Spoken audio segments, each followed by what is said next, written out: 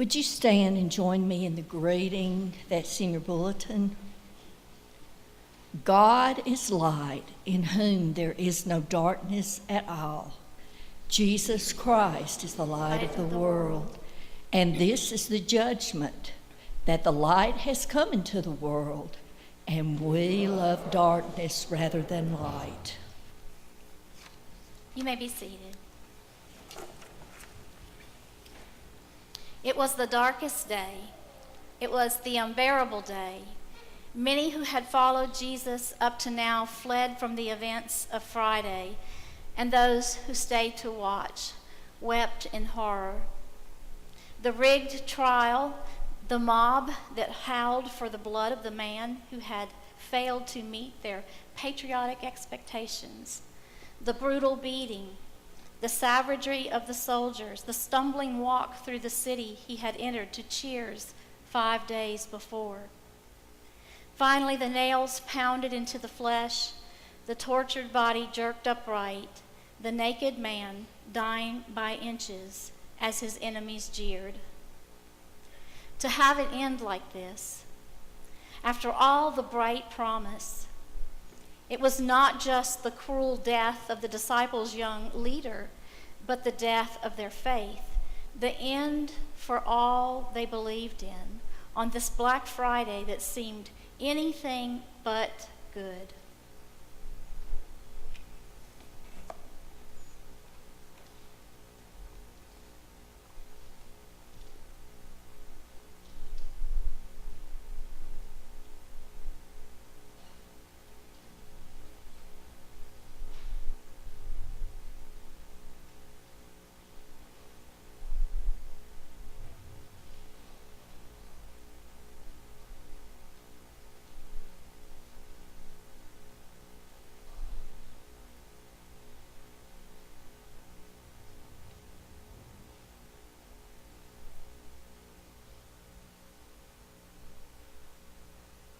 Then, accompanied by the disciples, Jesus left the upstairs room and went as usual to the Mount of Olives. There he told them, "Pray that you will not give in to temptation." He walked away about a stone's throw and knelt down and prayed, "Father, if you are willing, please take this cup of suffering away from me. Yet I want your will to be done and not mine." Then an angel from heaven appeared and strengthened him, and he prayed more fervently, and he was in such agony of spirit that his sweat fell to the ground like great drops of blood.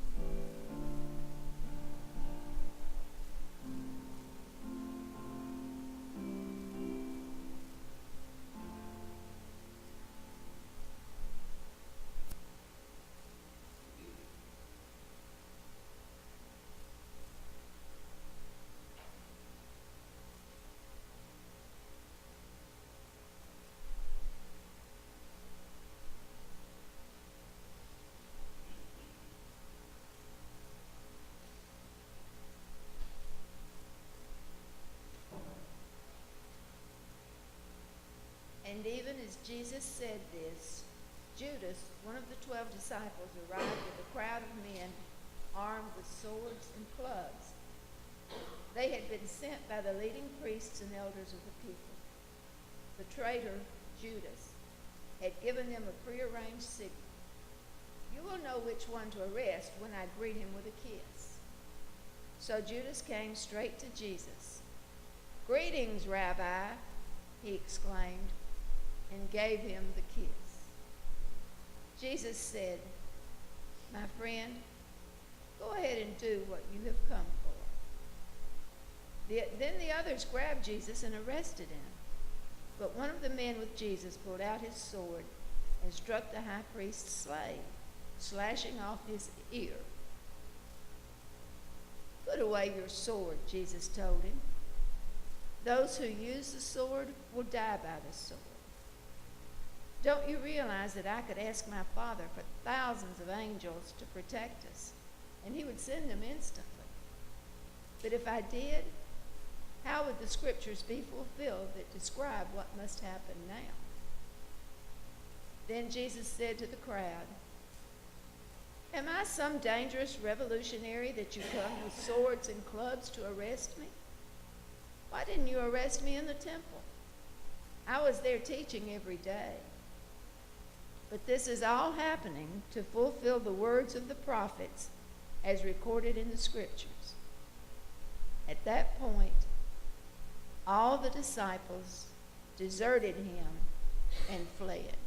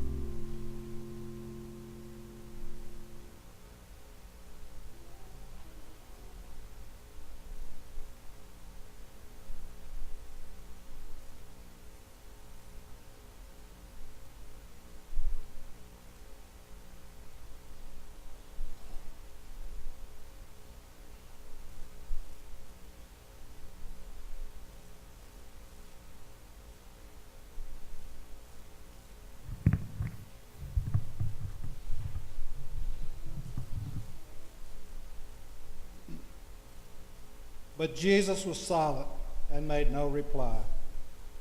Then the high priest asked him, "Are you the Messiah, the Son of the Blessed One?" Jesus said, "I am. And you will see the Son of Man seated in the place of power at God's right hand and coming on the clouds of heaven." Then the high priest tore his clothing to show his horror and said, "Why do we need other witnesses? You have all heard his blasphemy. What is your verdict?" "Guilty," they all cried. "He deserves to die."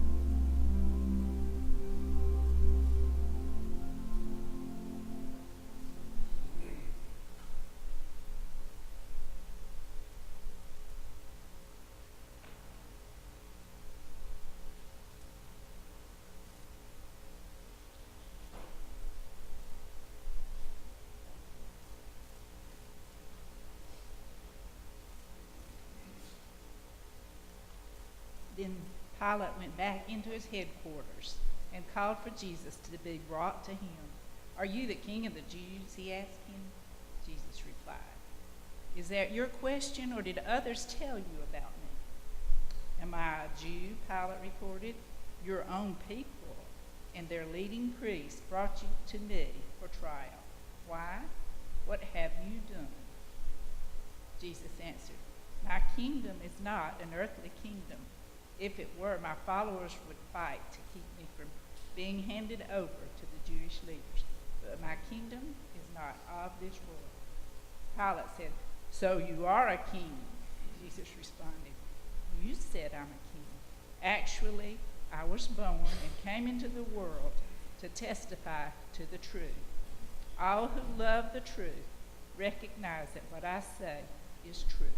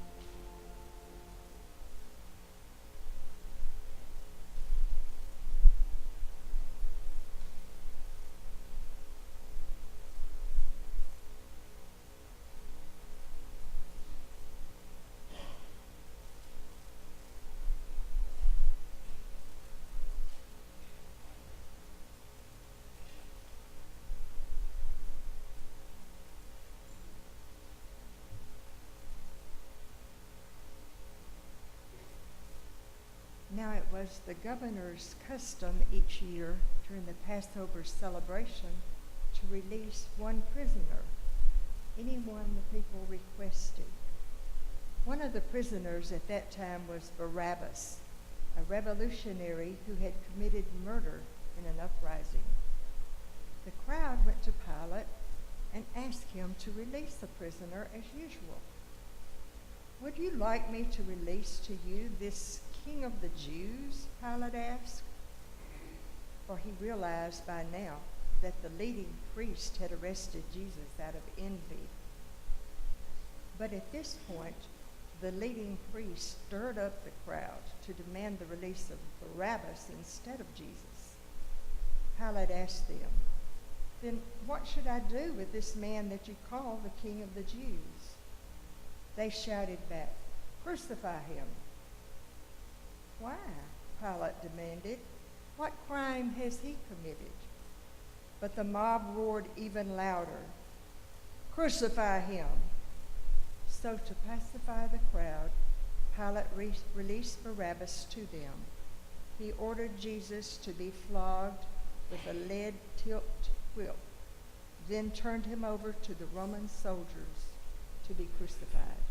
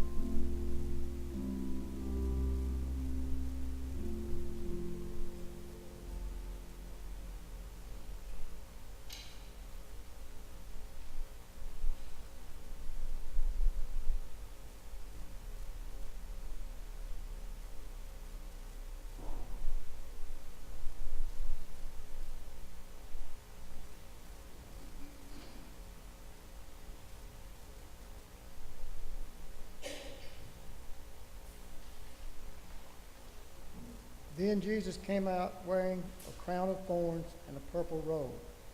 Pilate said, "Look, here's the man."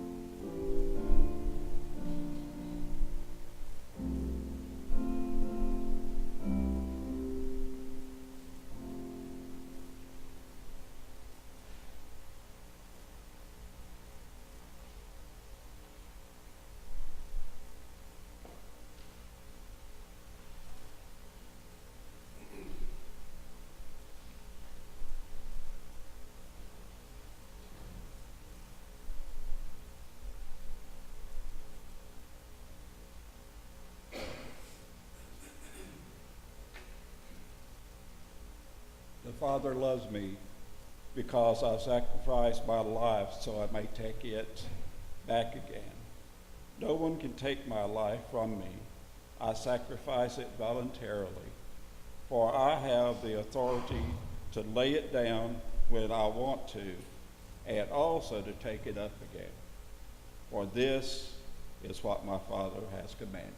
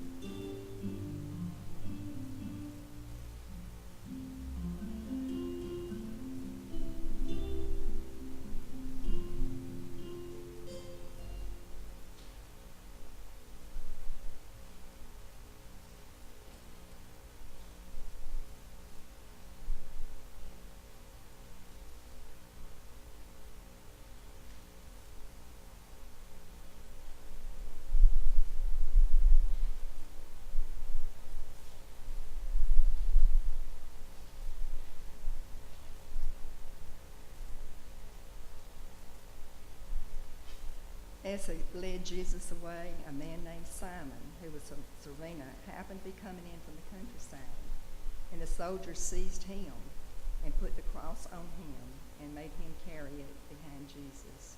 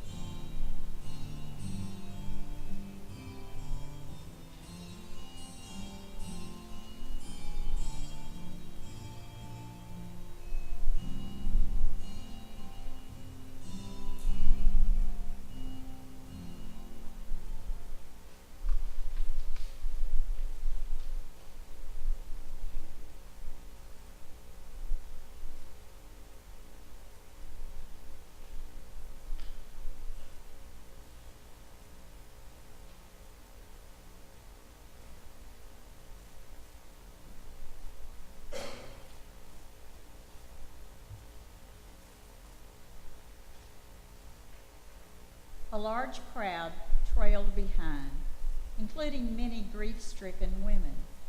But Jesus turned and said to them, "Daughters of Jerusalem, don't weep for me, but weep for yourselves and for your children.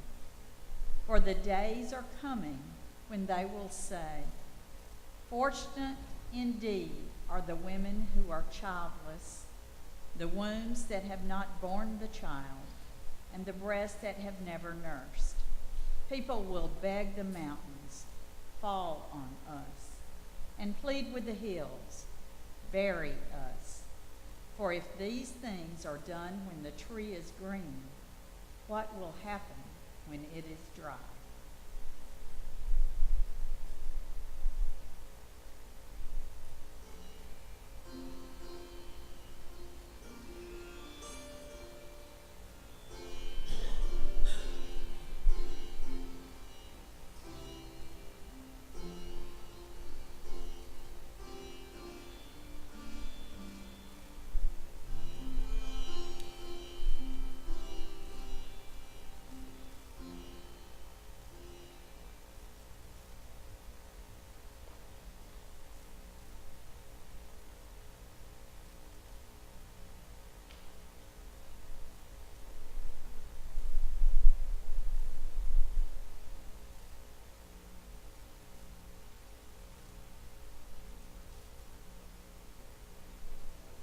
When they came to a place called the Skull, they nailed him to the cross. And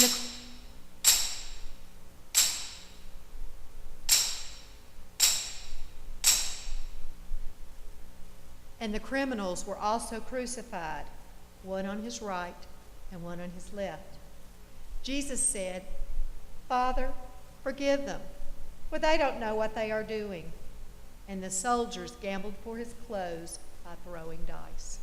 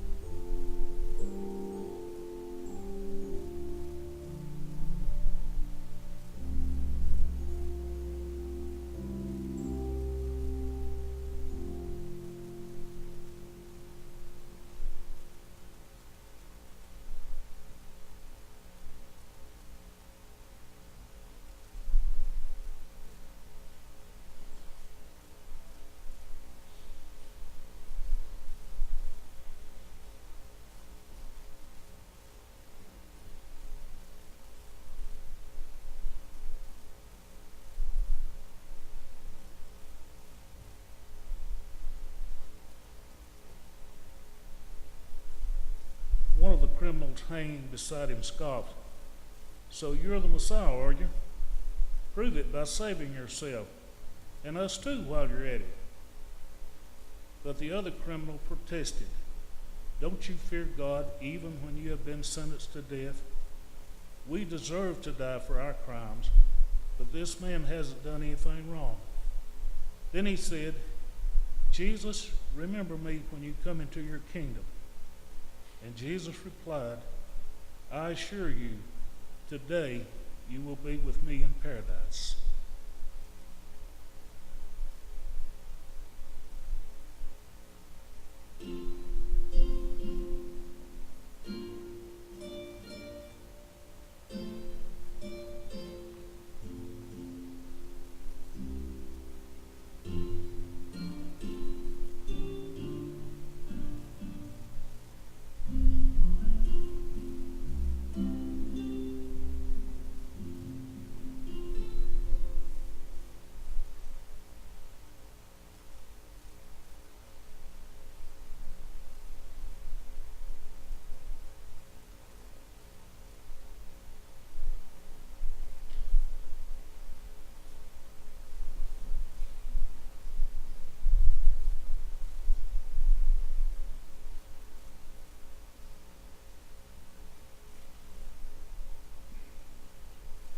Meanwhile, near the cross on which Jesus hung, his mother was standing with her sister, Mary, wife of Clopas, and Mary of Magdala. Seeing his mother with the disciple whom he loved standing beside her, Jesus said to her, Mother, there is your son. And to the disciple, there is your mother. And from that moment, the disciple took her into his home.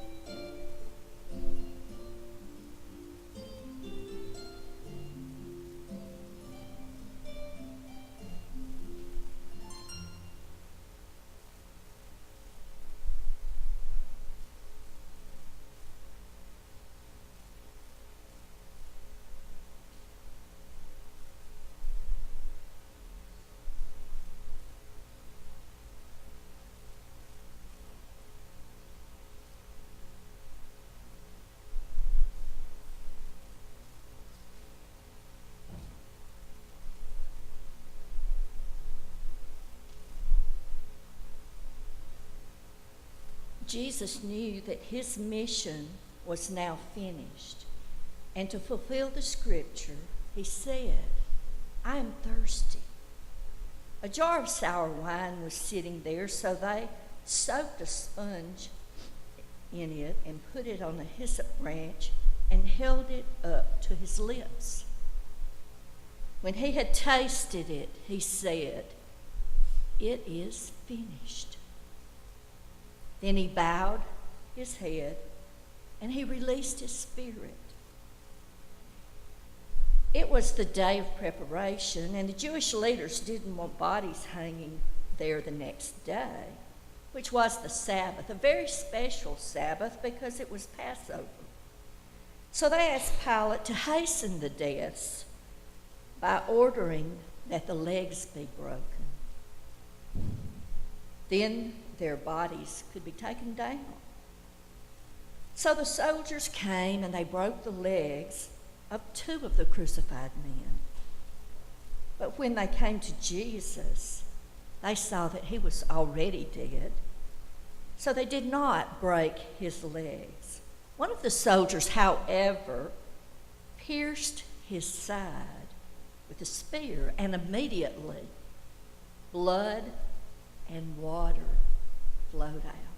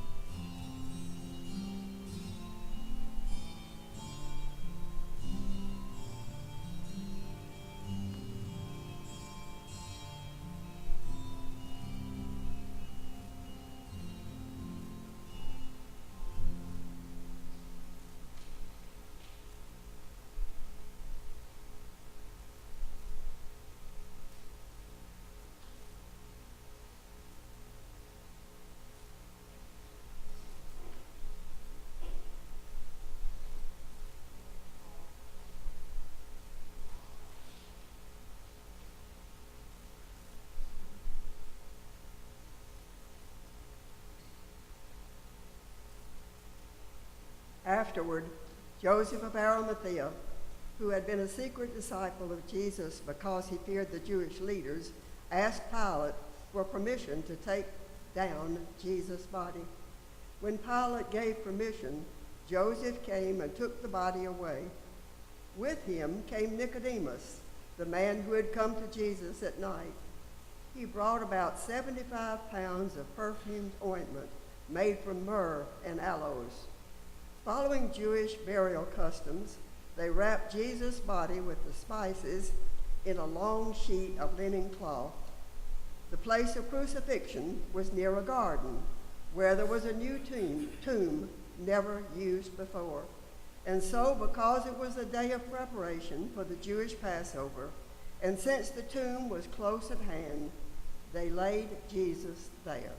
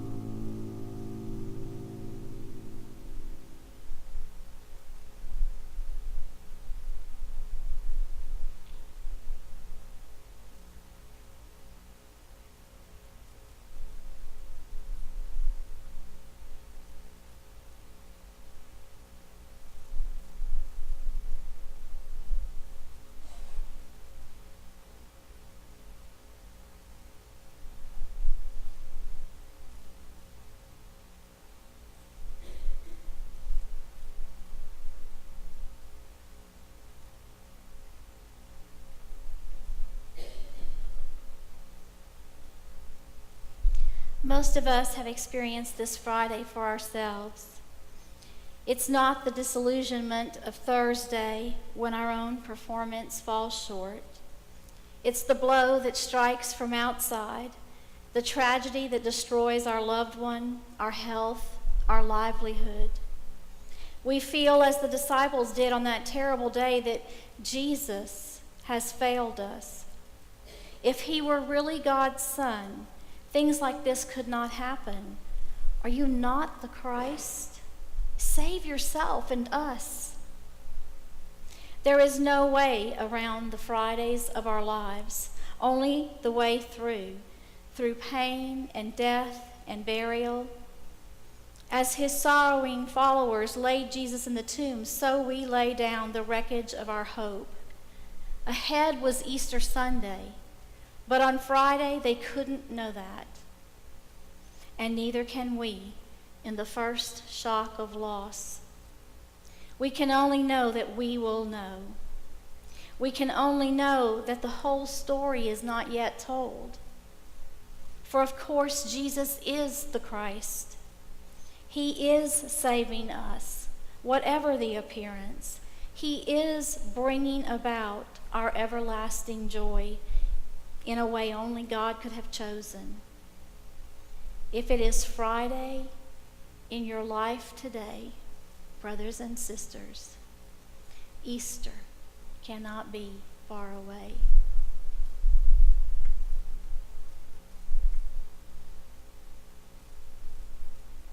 As we close this time of meditation and this time of worship, I would like to invite you to come as the Spirit leads you, and to come single file, if you will, down the center aisle with your hands open. And once I have placed something in your hands, I invite you to come to the altar railing. You may kneel, you may stand. This is your time before God.